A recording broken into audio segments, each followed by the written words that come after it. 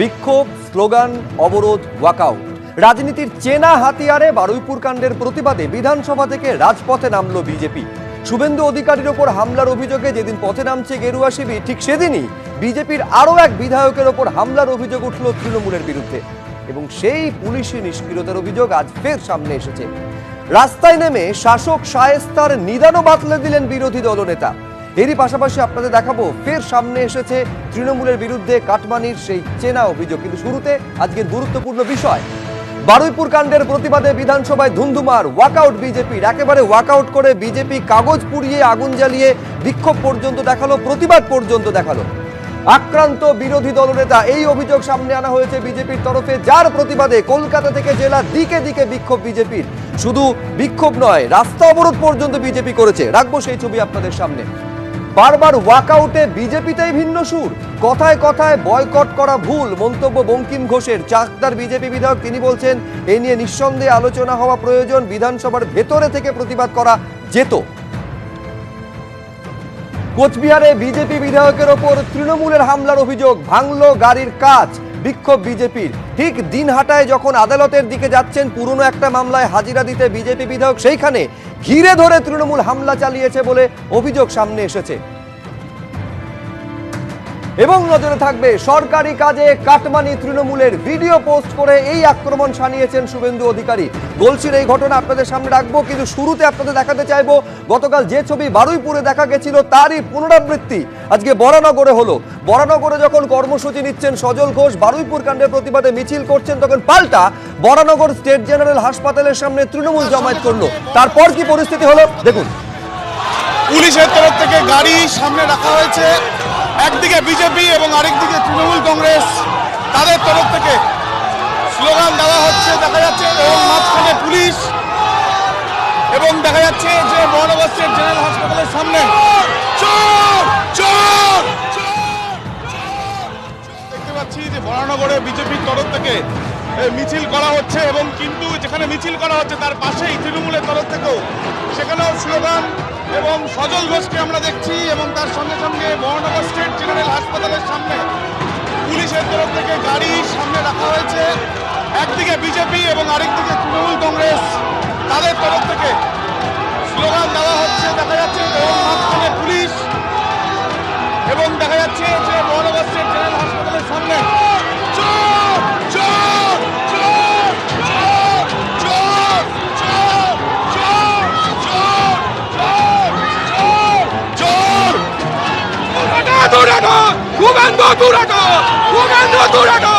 একদিকে বিজেপিকে আমরা দেখছি এবং আরেকদিকে তৃণমূলের তরফ থেকে স্লোগান। ওদের যত ভাইরা আছে সবই চোর, ওদের যত ভাই, রাহুল ভাই, চস্কি ভাই, নীরব ভাই, সবই চোর, সবই ভারতবর্ষকে লুটে চলে গেছে, তার বেলায় কিছু নেই, ওদের মুখে চোর। এখানে এই যে মিছিল, একদিকে বিজেপির প্রতিবাদ মিছিল, আরেকদিকে তৃণমূলের তরফ থেকে এখানে এই যে মিছিল মিছিলের সঙ্গে সঙ্গে তাদেরও কিন্তু এখানে তারাও এখানে স্লোগান দিচ্ছেন।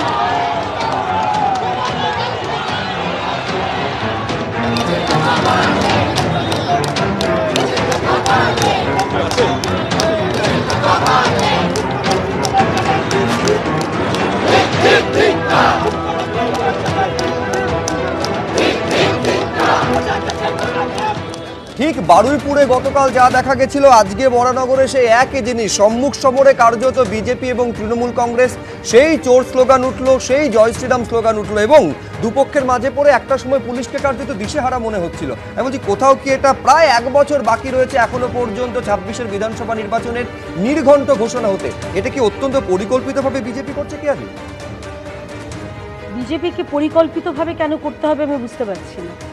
এই যে ঘটনা ঘটছে, চিন্তা করুন, গতকাল আমরা দেখলাম বিধানসভার বিরোধী দলনেতা, পশ্চিমবঙ্গ বিধানসভার, তিনি যাচ্ছেন, ভারতীয় জনতা পার্টির রাজ্যর নেতা, তিনি যাচ্ছেন, তাকে কিভাবে কালকে অসভ্যতামি করা হয়েছে।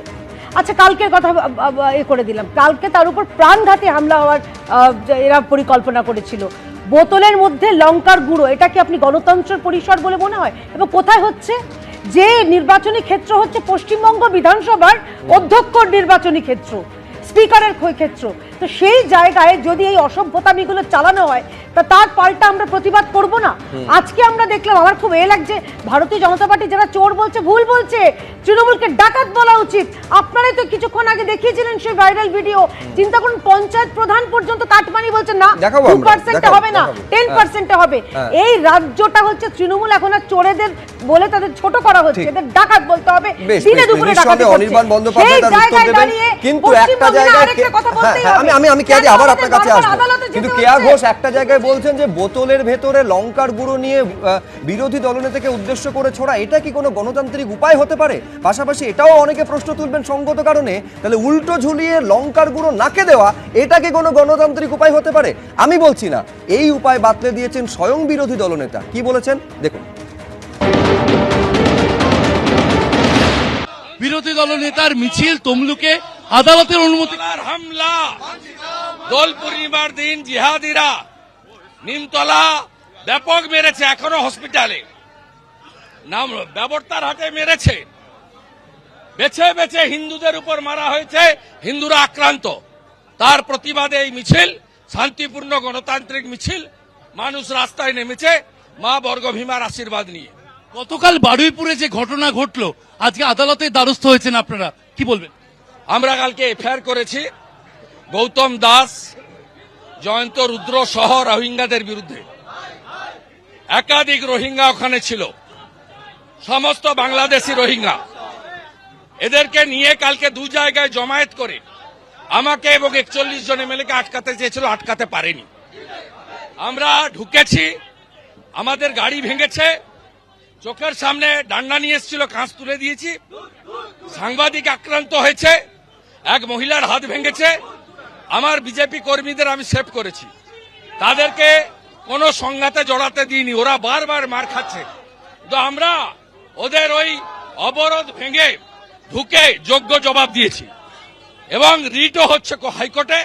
আর 27 তারিখে আমরা হাইকোর্টের দ্বারস্থ হব।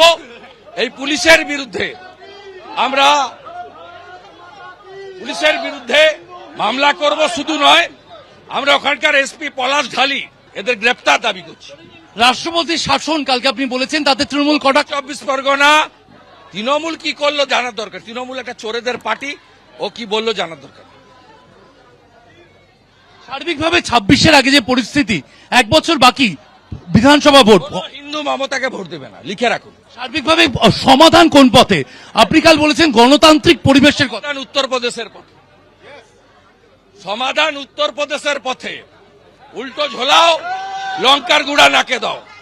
আমি বলছি অনির্বাণ দা, বিধানসভায় বলতে দেওয়া হচ্ছে না বলে বিজেপি বিধায়করা লাগাতার অভিযোগ করে চলেছেন এবং তার প্রতিবাদে ওয়াকআউট করছেন। বিধানসভায় বলতে দেওয়া হচ্ছে না, ঘোষিত কর্মসূচি সেটা নির্বিঘ্নে করা যাচ্ছে না। এই তমলুকে কর্মসূচি করেছেন, সেটা কলকাতা হাইকোর্টের অনুমতি নিয়ে করতে হচ্ছে, বারবার হাইকোর্টে ছুটে যেতে হচ্ছে বিরোধীদের। আমি বলছি গণতান্ত্রিক রাষ্ট্র ব্যবস্থার এটা তো কোনো আদর্শ ছবি হতে পারে না। তমলুকের যে মিছিলের ছবি আপনারা দেখাচ্ছেন, হাইকোর্ট সেই মিছিল করতে দেওয়ার জন্য কিছু শর্ত দিয়েছিল। তার অন্যতম শর্ত ছিল কোনো রকম উস্কানিমূলক প্ররোচনামূলক কথা বলা যাবে না। আপনাদেরই ক্যামেরার সামনে আপনাদের সাংবাদিককে বিরোধী দলনেতা যে কথাটি বললেন, উল্টো করে ঝুলিয়ে দেবেন, লঙ্কার গুঁড়ো দেবেন, এই সেই তাই, এইটা যদি উস্কানিমূলক না হয়ে থাকে, আর কোন বক্তব্য উস্কানিমূলক আমার জানা নেই। এবং আমরা জানতে চাই বা আমরা অপেক্ষা করছি এর ভিত্তিতে কোর্ট কোন অ্যাকশনটা নেন। অন্য সময় সুমোটো অ্যাকশন নিচ্ছেন, মামলা করছেন, সব ভালো কথা। এই শুভেন্দু অধিকারীকে রক্ষার কবচের পর কবচ দিয়ে যাচ্ছেন, খুব ভালো কথা। আপনাদেরই দেওয়া শর্ত, কোর্টের দেওয়া শর্ত যখন উনি ভঙ্গ করলেন, আমরা দেখব যে অপেক্ষা করে দেখব কোর্ট এরপর কোন ব্যবস্থাটা নেন। যদি না নিয়ে থাকেন, যদি না নেন, তাহলে আমরা জানবো কোর্টের গোটা বিষয়টাই কোথাও না কোথাও বিজেপির হাতে তারা তামাক খাচ্ছেন। এই অভিযোগ সর্বৈব সত্য। কারণ এক্ষেত্রে যে উস্কানিমূলক ভাষণ শুভেন্দু অধিকারী দিচ্ছেন, তার কগনিজেন্স কোর্টকে নিতে হবে। কোর্ট নিজে শর্ত দিয়েছেন কোন রকম উস্কানিমূলক বক্তব্য রাখা যাবে না। তারপরেও আপনাদের ক্যামেরার সামনে তিনি যা যা বললেন, আমরা অপেক্ষা করে থাকছি যে কোর্ট কি ব্যবস্থা নেয়। আমরা অপেক্ষা করে আগামী দিনে দেখব। এখানে মামলাটা কার জন্য ছিল দিদি? এখানে মামলাটা কার জন্য ছিল? এখানে মামলাটা কার জন্য ছিল? আপনারই বিধায়ক বলছে ভুল হয়েছে, আপনারই বিধায়ক বলছে বেরিয়ে যাওয়াটা ভুল হয়েছে। আপনাদেরই বিধায়ককে বোঝান, বঙ্কিম ঘোষকে বোঝান, বঙ্কিম ঘোষকে বোঝান, অন্তিম ভোট আপনাদের নেতাকে মানে না। আমি এখন আপনাদের দলের বিধায়ক যদি আপনাদেরকে মানে নির্ধারিত না। সময়ে বিধানসভা নির্বাচনটা হয় তাহলেও কিন্তু 1 বছর বাকি রয়েছে। আমি বলছি রবীন্দ্রবাবু, কোথাও এই যে 1 বছর আগে উত্তাপ বা উত্তেজনা যদি এই জায়গায় পৌঁছে যায়, দেখুন সাধারণ মানুষ হিসাবে, পশ্চিমবঙ্গের নাগরিক হিসাবে বিধানসভা ভোটের সময় কি হবে, এই আশঙ্কাটা সব থেকে বড় হয়ে সামনে আসে। রবীন্দ্রনাথ ভট্টাচার্য, দেখুন, পশ্চিমবঙ্গে যে গণতন্ত্রের স্পেস ক্রমশ কমে যাচ্ছে সেটা আমরা বহুদিন আগে থেকেই বুঝতে পারছি। একটা বিরোধী দল তারা মিছিল করবে, তার জন্য বারবার কোর্টে যেতে হয়।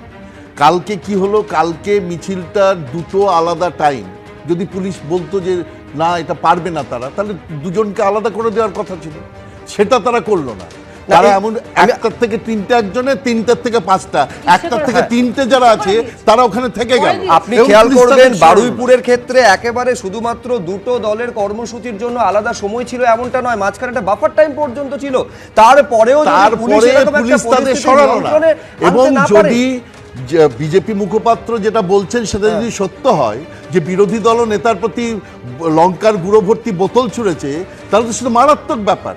এটা তো একটা কোন গণতন্ত্রে একটা বিরোধী দলের নেতার প্রতি বোতল ভর্তি লঙ্কার গুঁড়ো ছোড়া হয়? এ তো আমরা টেরোরিস্টদের কথা বললেন, সেটা কেমন গণতন্ত্র একটু না, না, বলুন। এটা তো গণতন্ত্রের জন্য শুভেন্দু অধিকারী এক্ষুনি যেটা বললেন সেটা আপনার কাছে কোন গণতন্ত্র? এটা হাইকোর্টের দেওয়া নির্দেশ, কারোর পক্ষে শুনতে পাবেন। আমি দুজনকে থামালাম। রবীন্দ্রনাথ ভট্টাচার্য, প্লিজ। রবীন্দ্রনাথ বাবু, হ্যাঁ কে আদি প্লিজ বলতে দিন। শুভেন্দু অধিকারী বলেছেন কথাটা, আর যদি ওটা তার দিকে ছোড়া হয়ে থাকে, আমি জানি না সত্যি অভিযোগটা সত্যি কিনা, যদি এটা তো জানেন, এটা তো আপনার সামনে হলো। তার অভিযোগ নিজেই করছে, মিথ্যা হতেই পারে, মিথ্যা হওয়ারই ছাড়া সম্ভাবনা না। তারপরে আমি এটা তো যদি আপনার বলি সামনে বলছে। মিছিল করতে দেব না, ফায়দা হবে কিন্তু বিজেপি, বিজেপিরই ফায়দা হবে। আর ফায়দা লোকসান ছেড়ে দিন, আপনি নিজের কানে শুনলেন, নিজের চোখে দেখলেন, শুভেন্দু অধিকারী বলছে উল্টো করে ঝুলিয়ে লঙ্কার গুঁড়ো দেবো। আপনাকে আর দুটো পার্ট আমি এখানে আসতে যাবো একটা ছোট্ট বিরতির পর সৌম্য আইচ রায়ের কাছে। এক হচ্ছে গণতন্ত্র তত বেশি শক্তিশালী হয় যেখানে বিরোধীরা ওপেন স্পেস পেয়ে থাকে, বিরোধী স্বর যেখানে শক্তিশালী হয়। কিন্তু বারবার অভিযোগ হচ্ছে বিরোধীদের কণ্ঠরোধ করার। এইটা কেন হবে? বারবার হাইকোর্টে বা আদালতে কেন ছুটতে হবে? এইটা একটা দিক। পাশাপাশি সমানভাবে আরেকটা দিক গুরুত্বপূর্ণ, সেটা হচ্ছে যে বিধানসভায় সাধারণ মানুষের ইস্যুগুলো নিয়ে সব থেকে বেশি বিরোধীদের সরব হওয়ার কথা, সেখানে বিরোধীরা বিশেষত বিজেপি পরপর ওয়াকআউট করবে, তাতে কি সাধারণ মানুষের স্বার্থের সঙ্গে আপোষ করা হয় না? দেখুন, একাধিক ইস্যুতে আপনারা দেখবেন যে গত কয়েকদিনে ধারাবাহিকভাবে বিজেপি বিধায়কেরা ওয়াকআউট করছেন এবং বিভিন্ন ডিপার্টমেন্টের বাজেটের যে আলোচনায় সেখানে অংশগ্রহণ পর্যন্ত করছেন না। এবার এইটা কতটা সমীচীন হচ্ছে যেখানে সাধারণ মানুষের স্বার্থের প্রশ্ন জড়িয়ে রয়েছে? স্বয়ং এই প্রশ্ন তুলছেন বিজেপি বিধায়ক। দেখুন, কতগুলি গুরুত্বপূর্ণ বাজেট আলোচনা হলো, স্বাস্থ্য হলো, তারপরে আমরা দেখলাম শিক্ষা দপ্তর নিয়ে হলো, যেটা এই মুহূর্তে মানে রাজ্যে অন্যতম বড় ইস্যু, কিন্তু আপনারা অংশ নিলেন না। এটা মনে হয় আমাদের একটা ভুলই হয়েছে। আমি বলবো এটা আমাদের ভুলই হয়েছে। মানে গুরুত্বপূর্ণ দুটো বাজেট, সেই জায়গাটায় আমরা থাকতে পারলাম না। তো আগামী দিনে আমাদের নিশ্চয়ই এই নিয়ে চর্চা করতে হবে, আলোচনা করতে হবে, বিরোধী দলনেতার সাথে আমাদের সবাইকে বলতে হবে যে মানুষের কথা আমরা বিধানসভায় দাঁড়িয়ে বলবো। যেখানে শিক্ষা এবং স্বাস্থ্য একটা গুরুত্বপূর্ণ সাবজেক্ট, সেই জায়গাটায় আমরা বিধানসভায় বয়কট করলাম বা অফ থাকলাম, এটা আমার ব্যক্তিগত মত, এটা মনে হয় আমাদের ঠিক হয়নি। আমাদের থাকা উচিত ছিল, বলা উচিত ছিল, অন্য কোনো বিষয়ের ওপর বা অন্য কোনো পথ ধরে আমাদের বয়কটগুলো করলে ভালো হতো। এই দুটো সাবজেক্টের ওপর মূলত থাকাটা আমাদের জরুরি ছিল। এই দুটো শুধু নয়, বিধানসভাটা হচ্ছে বিরোধীদের জন্য। সরকার আমাদের ট্র্যাপে ফেলে দেয় এবং সেই ট্র্যাপে আমরা কখনো কখনো পা দিয়ে ফেলি।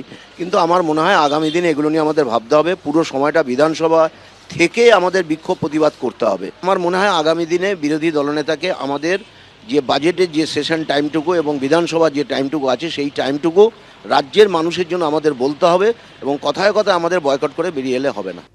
সৌম্য আইচ রায়, দেখুন, আমি প্রথমেই বলি যে আপনারা আলোচনা করছিলেন যে আমরা একটা কথা খুব পরিষ্কার রবীন্দ্রনাথবাবু বলার চেষ্টা করেছেন যে বিধানসভা হোক আর লোকসভা হোক, সবসময় house is for the opposition, belongs to opposition. তখন দেখুন, আমার সাথে বিজেপির রাজনৈতিক কর্মকাণ্ডে 1000% বিরোধিতা থাকতে পারে, তাদের রাজনৈতিক মতাদর্শের পরিপন্থী আমরা, তাদের বিরুদ্ধে আমরা, কিন্তু পশ্চিমবঙ্গে গণতন্ত্রের প্ল্যাকার্ড ঝুলিয়ে মাননীয় মুখ্যমন্ত্রী মিছিল করে বলেছিলেন গণতন্ত্র প্রতিষ্ঠা করবে দলতন্ত্রের বিরুদ্ধে। এই যদি প্রতিচ্ছবি হয় যে প্রতিটা ক্ষেত্রে সমস্ত রাজনৈতিক দল irrespective of any political party তাকে হয় আদালতে যেতে হবে, নইলে তাকে অপেক্ষা করতে হবে কোন সময়টা ফাঁকা। শুধুমাত্র এই যে সরকার, এটা আগ্রাসন, এই আগ্রাসনের বিরুদ্ধে আজকে দেখুন কে লঙ্কার গুঁড়ো ছড়ালো আর কে লঙ্কার গুঁড়োর কথা বললো, এটার থেকেও বড় কথা যে পুলিশ কার্যত অপরাধীদের সামনে হাঁটু গেড়ে বসে আছে। এই অপরাধীরা মনে করছে এটা তাদের সরকার, অপরাধীরা কার্যত কন্ট্রোল নিয়েছে। তার কারণ একটা, যদি কোনো রাজনৈতিক দলের সভায় আমরা শিষ্টাচার জানি বা এটাই তো সিস্টেম, এটাই তো প্রোটোকল, এটাই তো কনভেনশন, সেখানের কয়েকশো গজের মধ্যে কোনো মিছিল অ্যালাউ করা হয় না। কেন অ্যালাউ করেছিল? Number one. 2 নম্বর কথা হচ্ছে, আমরা দীর্ঘদিন ধরে অভিযোগ করে আসছি, তাহলে কি কোথাও তৃণমূলকে সেফ প্যাসেজ দিচ্ছে বিজেপি?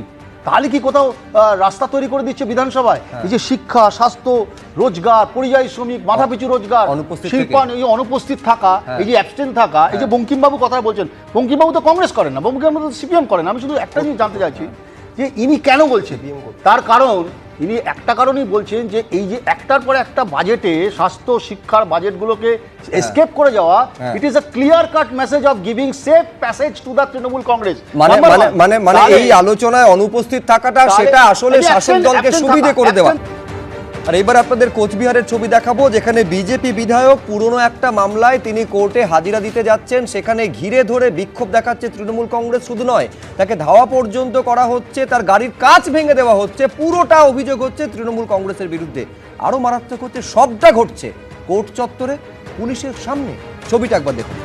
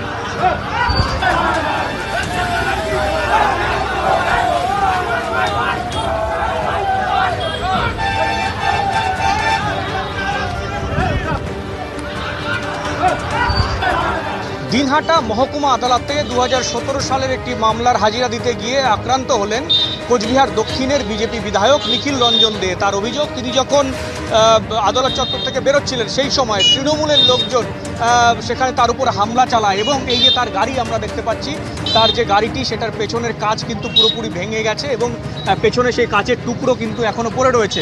এবং যে ছবি দেখা যাচ্ছে, যেটা বিধায়ক অভিযোগ করলেন, তার গাড়িটি রাখা ছিল আদালতের বাইরে এবং তিনি যখন আসেন দেখেন যে আদালত এই গাড়ি কাঁচ ভেঙে দেওয়া হয়েছে, তার গাড়ির যে চাকা, সেই চাকা হাওয়া ছেড়ে দেওয়া হয়েছে যাতে তিনি না যেতে পারেন। এবং এই ঘটনায় পুরোপুরি অভিযোগ উঠেছে কিন্তু তৃণমূল কংগ্রেসের বিরুদ্ধে। এবং জানিয়ে রাখি, 2017 সালের একটি পুরনো মামলা, সেখানে হাজিরা দিতে গিয়েছিলেন বিধায়ক এবং তারপরেই কোর্ট থেকে তিনি যখন বেরিয়ে আসছিলেন সেই সময় তাকে লক্ষ্য করে গো ব্যাক স্লোগান দেওয়া হয় এবং বিভিন্ন ধরনের স্লোগান দেওয়া হয়। এবং তিনি যখন বেরিয়ে যাচ্ছিলেন সেই সময় পুলিশের সামনেই তার দাবি যে তাদের গাড়িতে এরকমভাবে ইট ছুঁড়ে রীতিমতো সেটা ভাঙচুর করা হয় এবং পেছনের কাঁচ দেখতে পাচ্ছি পুরো ভেঙে গেছে এবং ভেতরে কিন্তু কাঁচের টুকরো সেগুলো পড়ে রয়েছে। কোনো ক্রমে বিধায়ক সেখান থেকে বেরিয়ে আসেন। তার দাবি যে পুরোটাই তৃণমূলের আশ্রিত দুষ্কৃতীরা এই ঘটনার সাথে যুক্ত এবং এই ঘটনার দোষীদের অবিলম্বে শাস্তির দাবি করেছেন তিনি। ক্যামেরায় শুভসার সঙ্গে শুভেন্দু ভট্টাচার্য, এবিপি আনন্দ, কোচবিহার। এবং এই পুরো ঘটনাটা ঘটেছে পুলিশের উপস্থিতিতে। আমি এইখানে একবার দেখাতে চাইবো বিধায়ক নিজে কি বলছেন, দেখুন। দেখুন, আজকে যখন আমরা দিনহাটা কোর্টে আমাদের একটা পুরনো মামলা, 2017 সনের পুরনো মামলা, সেখানে একটা হাজিরা ছিল। সেই হাজিরাতে আমরা গিয়েছিলাম ওখানে। এবার যখন আমরা ওখানে পৌঁছাই, আগের থেকেই তৃণমূল কংগ্রেসের আশ্রিত গুন্ডা বাহিনী সেখানে জমায়েত হয়েছিল। তারা আমাকে দেখা মাত্রই বিভৎসভাবে স্লোগান শুরু করে। সময় তখন অতর্কিতে আমাদের উপরে অ্যাটাক করা হয়। এবার আমার সিকিউরিটি যারা ছিলেন তারা বারবার করে থানার আইসিকে বলেন যে এখানে এরকম একটা সিচুয়েশন, ইমিডিয়েট ওখানে ফোর্স পাঠান। মাত্র 3 জন পুলিশকে পাঠানো হয়েছিল। সেই 3 জন পুলিশও তাদেরকে নিরস্ত্র করেনি। কোর্টের জজ সাহেব বারবার করে বলেছেন যে এখানে কোনো রকম গণ্ডগোল বিশৃঙ্খলা বরদাস্ত করব না। পুলিশকে আদেশ দিয়েছিলেন যে এখান থেকে সমস্ত সরিয়ে দেওয়ার জন্য, কিন্তু তারপরেও পুলিশ কোনো ব্যবস্থা গ্রহণ করেনি। তারপরে সেখান থেকে যখন বেরিয়ে আমরা গাড়িতে উঠতে যাব, গাড়ির আগেই ভেঙে ঠেঙে শেষ করে দিয়েছিল, 4টা টায়ারের পাংচার করে দিয়েছিল যাতে ওখান থেকে আমরা বেরিয়ে আসতে না পারি। বলছি মূল প্রশ্ন অনির্বাণ দা, এই গোটা ঘটনা ঘটছে কোর্ট চত্বরের মধ্যে যিনি একজন আইনসভার সদস্য, তার নিরাপত্তার যদি এইরকম অবস্থা হয় এবং পুরোটা ক্ষেত্রে অভিযোগ হচ্ছে শাসক দলের বিরুদ্ধে, আরও মারাত্মক হচ্ছে এই হামলার ঘটনায়, কাজ ভাঙার ঘটনা সবটা নাকি ঘটেছে পুলিশের উপস্থিতিতে। আমি বলছি সার্বিক আইন শৃঙ্খলা প্রশ্ন তো বিরোধীদের তরফে তোলা হচ্ছে, আইনসভার সদস্য যদি নিজেকে এতটা অরক্ষিত বোধ করেন, সাধারণ মানুষ যাবেন কোথায়? একটাই গন্ডগোল হয়ে গেছে, আপনাদের প্রতিবেদককে যদি না দেখাতেন তাহলে গোটা ব্যাপারটা একটু বিশ্বাসযোগ্য হতো। আমরা প্রতিবেদকই বলেছে বিধায়ক বেরিয়ে এসে দেখেছেন কাজ ভাঙা, তারপর উনি বলেছেন তৃণমূলের গুন্ডা বাহিনী ভেঙেছে। তুমি তো তখন ছিলেনই না, ওই জানলেন কোত্থেকে? মানে যা দিনই ঘটনা ঘটবে ওনার এতগুলো সেন্ট্রাল ফোর্সের লোক রয়েছে, 4-5 জন 6 জন তো দেখতেই পাচ্ছে আপনার ক্যামেরাতেই, তারা ওখানে কোনো রকম প্রোটেকশন দিল না, কিছু করলো না। কি গন্ডগোল হলো না হলো তিনি বলতে পারতেন যে একটা গন্ডগোল হয়েছে, পুলিশ তদন্ত করুক বা গাফিলতি হলে সেটা বলবেন। তিনি সরাসরি নাম করে বলে দিচ্ছেন, অথচ তখন তিনি সেখানে নেই। তাহলে তিনি জানলেন কি করে কি হয়েছে? তিনি অন্যের মুখের কথা শুনেছেন, সেটা আবার আপনাদের ক্যামেরাম্যানকে বলেছেন ধাওয়া করার এই ছবিটা তো ধরা এবার এবার এবার আমি আসি, কোচবিহার বা উত্তরবঙ্গ জুড়ে বিজেপি নিজেই দাবি করে তাদের দুর্দান্ত সংগঠন। সেখানে নিশীথ প্রামাণিক হেরে যাওয়ার পর বিজেপির গোষ্ঠীকন্দল কোন জায়গায় পৌঁছেছে একাধিক সময় আমরা নিজেরাই দেখেছি। এক্ষেত্রে যারা ঘিরে রয়েছে, স্লোগান দিয়েছে, কি করে স্লোগান দেওয়ার আলাদা জিনিস, এরা ঠিক কারা এটা এত পিন পয়েন্টেড ভাবে বলছেন? গোষ্ঠীকন্দলের ছবিও হতে পারে না হওয়ার কি কারণ আছে আপনি বলুন? এখানে বিজেপির বিধায়ক যা বলবেন, আমি বলছি এইটা অনির্বাণদার কথাটা উড়িয়ে দেওয়া যায় না, কারণ কারোর হাতে এখানে দলীয় পতাকা রাখা যাচ্ছে। তিনি আগে থেকে বলে দিয়ে ভেঙে দিন। নির্লজ্জ না হলে তৃণমূল হয়, এর থেকে কতটা নির্লজ্জ হলে সেই তৃণমূলের সবাইকে নিয়ে গিয়ে মাথায় বসানো যায়? রাজ্য বিজেপির তো 70% তৃণমূল, আপনাদের তো 70% তৃণমূল, 25% সিপিএম, বিজেপি তো মোটে 5%। বিজেপির আছে কজন? আমি অনির্বাণ বন্দ্যোপাধ্যায়কে থামাচ্ছি। যাদের জোর বলতেন সবাইকে নিয়ে গেছে, নিয়ে চলে গেছে। বেশ, আমি অনির্বাণ বন্দ্যোপাধ্যায়কে থামালাম। এমন অবস্থায় পশ্চিমবঙ্গে তৃণমূল সরকারের এদের গোষ্ঠীকন্দলের জেরে একজনকে মেরে দিচ্ছে দুলাল সরকারের মতন, আর অন্য বিরোধীদের কখনো গাড়ির কাজ ভেঙে দিচ্ছে, হাওয়া তুলে দিচ্ছে, বিরোধী স্লোগান দেখাচ্ছে, লঙ্কার গুঁড়ো নিয়ে আসছে, কালো পতাকা দেখাচ্ছে। এই রাজ্যে আমি বলছি গোষ্ঠী কোন্দলে কথা বললে মন্ডল সভাপতি থেকে সাংগঠনিক জেলা সভাপতি নির্বাচন ঘিরে সেটা বিজেপির খুব একটা কম আসেনি সামনে। কোন্দল হলে নিজেদের মধ্যে মানবিবাদ, নিশীথ প্রামাণিকের সঙ্গে ওখানকার জেলা সভাপতি ঝামেলা নিয়ে আপনারা খবর করেছেন। নিশীথ প্রামাণিক হেরে যাওয়ার পর উদয়ন গুহর দিকে আঙুল তোলেনি, নিজের দলের দিকে আঙুল তুলেছিল। অনন্ত মহারাজ বিজেপির কর্মীদের নামে কি কি বলেছে?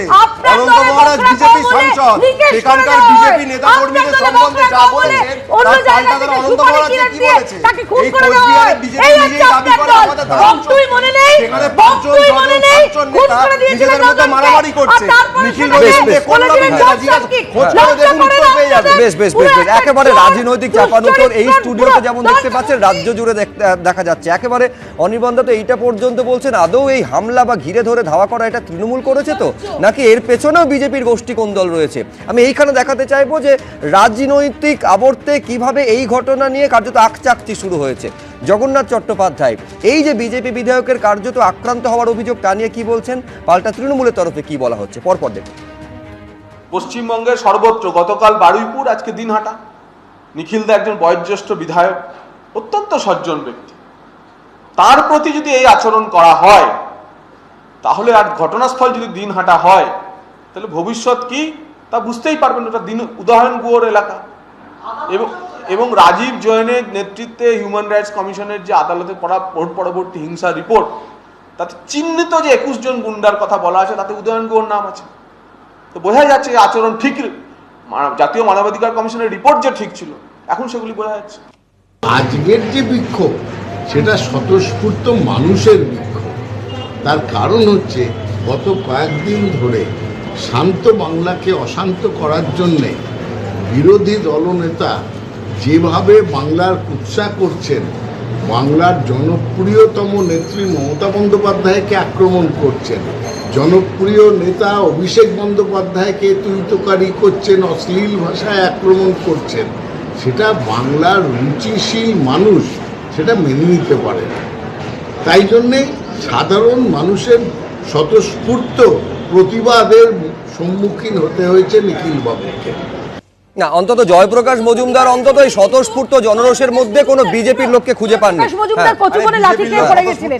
মানুষের স্বতঃস্ফূর্ত প্রতিবাদেই জয়প্রকাশ মজুমদার লাঠি খেয়ে আমি এখানে সৌম্যরাজ রায়ের কাছে যাওয়ার আগে এই স্বতঃস্ফূর্ত জনরোষ এই তত্ত্বটা কিন্তু যে যখন শাসন ক্ষমতায় থাকেন নিজেদের স্বার্থে এটা ব্যবহার করে থাকেন এবং তার পরিণামটা হয় মারাত্মক। কিন্তু আমি এখানে সৌম্যতার কাছে আসবো যে স্বতঃস্ফূর্ত জনরোষের বহিঃপ্রকাশ দেখা যাচ্ছে, যার জন্য নিখিল রঞ্জন দে তাকে ঘিরে ধরে বিক্ষোভ বা তার গাড়ির কাজ ভেঙে। লজ্জা লাগছে আমার, এই অত্যন্ত বাজে। জয়প্রকাশবাবু এমন করে কথাটা বলছিলেন, আমার জয়প্রকাশবাবুকে দেখে মনে হচ্ছিল যে পেছনের সিম্বলটা এখন তৃণমূলে। ঠিক 20 বছর আগে এইরকম কোনো সিপিএমের নেতা পিছনে ওই কাস্তে হাতুড়ি তাড়াচ্ছেন, একই ভাষাটা বলতেন, শুধু সময়টা বদলে গেছে। মানে টাইম মেশিনে যদি আপনি চলে যান 20 বছর আগে একই জিনিস, জনরোষ, অমুক তমুক ইত্যাদি ইত্যাদি ইত্যাদিতে এইসব কথা বলতেন। আসলে আমি একটা কথা বলতে চাইছি যে দেখুন, যদি ধরে নিলাম উনি খুব খারাপ লোক, মানুষের জনরোষ, তো প্রশাসন কি তৃণমূল নাকি? দুটো জিনিস করুন তাহলে, তৃণমূল আর প্রশাসন এক। ওখানকার পুলিশের কি দায়িত্ব ছিল না ওনাকে রেস্কিউ করার? ওনার গাড়িটা ভেঙে দিল, কি কারণ? এটা কি কোনো, আমরা কি তালিবানের কোনো সরকারের আন্ডারে আছি? আমরা কি অন্য কোনো জায়গায় আছি যেখানে কোনো আইনের শাসন নেই, আইনের প্রতিষ্ঠার কোনো দায়িত্ব নেই? আসলে বিষয়টা ওই জয়প্রকাশবাবু ভালো বলতে পারবেন, কারণ জয়প্রকাশবাবু তো এই জনরোষের শিকার হয়েছিলেন কচুবন। তো কচুবন থেকে তাহলে উনি তৃণমূলে চলে গেছেন, তাহলে উনি যদি আবার বিজেপির ভদ্রলোক যদি তৃণমূলে চলে যায় তাহলে এইসব শান্ত হয়ে যাবে নাকি? আসলে ওই বঙ্কিমবাবুর অভিযোগটা যে দলের বিরুদ্ধে ছিল এখন পুরো সময়টা পাল্টে গেছে আর কি। তো যারা বিরোধী ছিল তারা সরকারে এসছে, আবার জয়প্রকাশবাবু ভুলে গেছেন উনিও কোনোদিন বিরোধী হবেন, সারা জীবন কারোর এক সময় একই রকম যায় না। আর পরিষ্কার কথাই বঙ্কিমবাবু যে কথাটা বলছিলেন, তখন বলছিলাম বঙ্কিমবাবু যে কথাটা বলছেন, আসলে ওই 15 জন বিধায়ক কি তাহলে বঙ্কিমবাবু বুঝে গেছেন ওই দলে আছেন যারা মিস কল পেয়ে গেছে তৃণমূলের, নাকি যে তৃণমূলের সব 15 জন চলে যাবেন? 15 না 20 জানি না আমি সংখ্যাটা। বন্দ্যোপাধ্যায় একেবারে স্পেসিফিক বলছে, দাবি করছে এর থেকে বেশি। বলে এইসব চিন্তার কোনো কারণ নেই, সব এদিক ওদিক হয়ে যাবে। মানে বিজেপি তৃণমূল, তৃণমূল বিজেপি, ওটা বঙ্কিমবাবু বলতে। ধারাবাহিকভাবে গতকাল আমরা বারুইপুর নিয়ে আলোচনা করছিলাম, যেরকম ঘটনা ঘটেছে সেই ঘটনা রেশ কাটতে না কাটতে বরানগরে এই ছবি দেখা যাচ্ছে, দিনহাটায় আজকে সকালে, আমি বলছি ধারাবাহিকভাবে এই ছবিগুলো দেখা যাচ্ছে। আমি আবার বলছি, ভোটের 1 বছর আগে যদি এই ছবি উৎকণ্ঠার কারণ হয়, তাহলে ভোটের সময় সত্যিই কতটা অবাধ এবং কোট আনকোট সুষ্ঠু নির্বাচন হবে, এই নিয়ে তো বড়সড় প্রশ্ন চিহ্ন। দেখুন, অত্যন্ত নক্কারজনক ঘটনা, যেখানে একজন এমএলএ, আমি ধরে নিলাম বিরাট করে স্বতঃস্ফূর্ত জনরোষ, এগুলো তো বাজে কথা সবাই জানে, কিন্তু স্বতঃস্ফূর্ত জনরোষও যদি হয়, যেখানে তিনি বলছেন এমএলএ যে তার সিকিউরিটি ফোন করেছে, তারপরে পুলিশ আসেনি, বিচারক বলেছেন এখানে এসব হামলা করা যাবে না, তা সত্ত্বেও কোনো ব্যবস্থা নেওয়া হয়নি, তো এটা তো তার মানে তাকে মেরে দেওয়া গোটা ব্যাপার আলটিমেটলি যাচ্ছে যে একটা টেরোরিজমের দিকে যাচ্ছে, যে আমি ভায়োলেন্সটাকে আনলিশ করে দেবো, এবং সেখানে পুলিশ এবং তৃণমূল দল একবারে আমদয়ে মাখামাখি হয়ে গেছে, তারা কেউ কিছু, এটা কি সভ্য জগতে নেই যে একজন এমএলএ একটা বিচারালয়ে তার হাজিরা দিতে গেলেন আর তার গাড়িটাকে ভেঙে দেওয়া হচ্ছে, তারপরে আরেকজন তৃণমূল নেতা বলছেন জনরোষে হয়েছে। জনরোষে হলে সরকারের পুলিশ নেই, সরকারের কোনো প্রশাসন নেই, তারা কোথায় পুলিশের স্টেটমেন্ট? একটা এমএলএর গাড়ি ভাঙচুর হলো, যদি সেটা জনরোষও হয়ে থাকে, পুলিশ সেই স্টেটমেন্ট দেবে না। নিন্দা পর্যন্ত হবে যে একজন নির্বাচিত জনপ্রতিনিধির গাড়ি যেই ভাঙচুর করুক, সেটা বিজেপির জন্য হোক বা তৃণমূলের জন্য হোক, একেবারে তার নিন্দা প্রথমে করা উচিত এবং তার জন্য আইনানুগ ব্যবস্থা। আমি বলছি এইটুকু শব্দ কেন বলা যাবে না এবং এর পেছনে কেন একটা যুক্তি খোঁজার চেষ্টা করা হবে? সাংবাদিকদের মুখোমুখি হয়েছেন বিরোধী দলনেতা, সরাসরি দেখব কি বলছেন। যখন স্টেট পুলিশকে জানায়, স্টেট পুলিশ সেখানে সিকিউরিটি প্রোভাইড করেনি, এমনকি যে বিচারপতি মহোদয়ের কাছে ওনার আজকে হাজিরা ছিল, সেখানে নিখিলবাবুর লয়ার জানানোর পরে বিচারপতি মহোদয় কোর্টের দায়িত্বে থাকা পুলিশ অফিসারকে নির্দেশ দেওয়ার পরেও তাকে প্রোটেকশন দেওয়া হয়নি, তার সম্পূর্ণ গাড়ি তছনছ করে দিয়েছে উদয়ন গুহর বাহিনী, মমতা বন্দ্যোপাধ্যায়ের যারা তোষণের রাজনীতির ফসল, এবং দিনহাটা, কোচবিহার, বাংলাদেশ সীমান্তবর্তী জেলা, সেখানে বাংলাদেশি রোহিঙ্গা মুসলমানদেরকে দিয়ে সব করা হয়েছে, এবং প্রত্যক্ষভাবে তৃণমূল কংগ্রেস। আমরা এর নিন্দা করছি।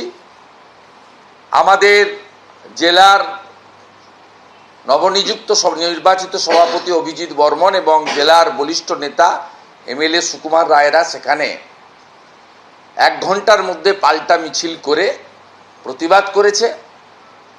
আমি এসপি কোচবিহারকে পরিষ্কারভাবে বলছি, ব্যবস্থা যদি না নেন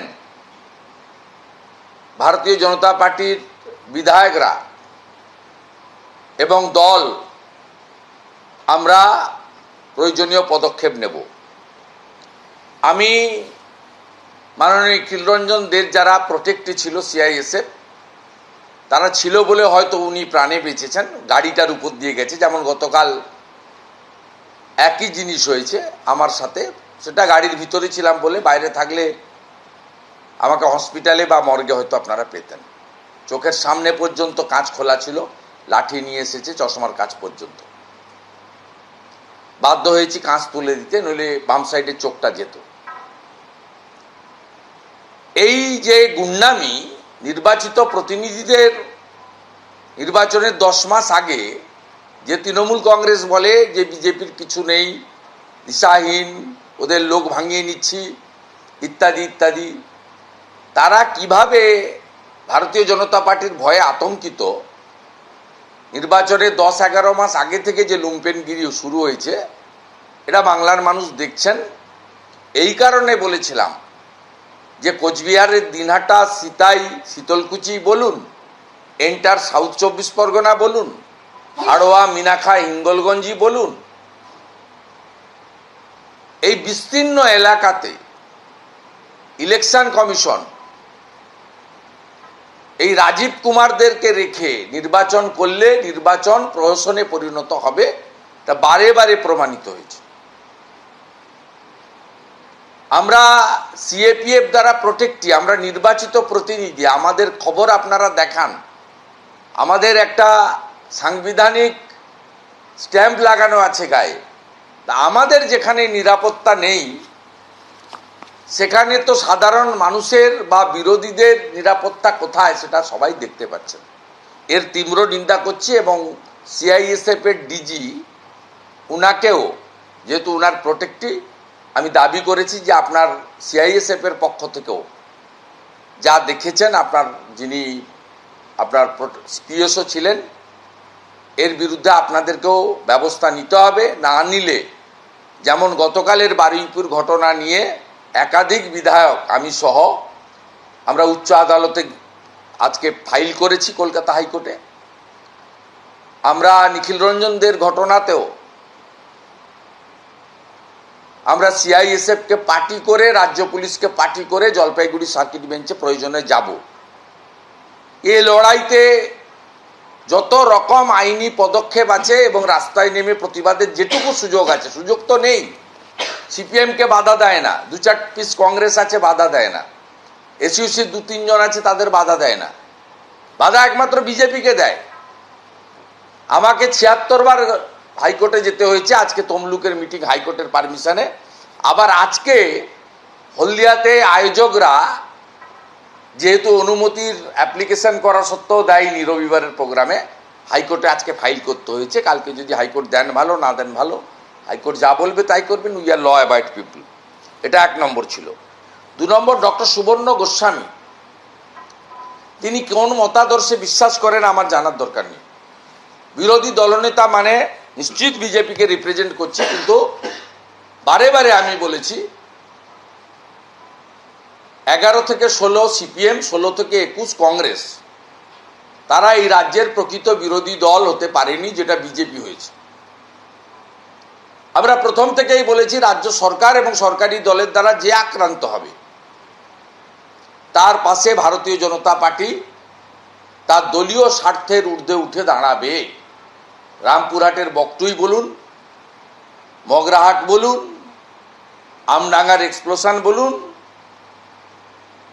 আমাদের ডাক্তার নাইয়ার বাড়িতে পুলিশি হানা বলুন, আমরা ঝালদার তপন কান্দুর বাড়ি বলুন, আমরা সর্বত্র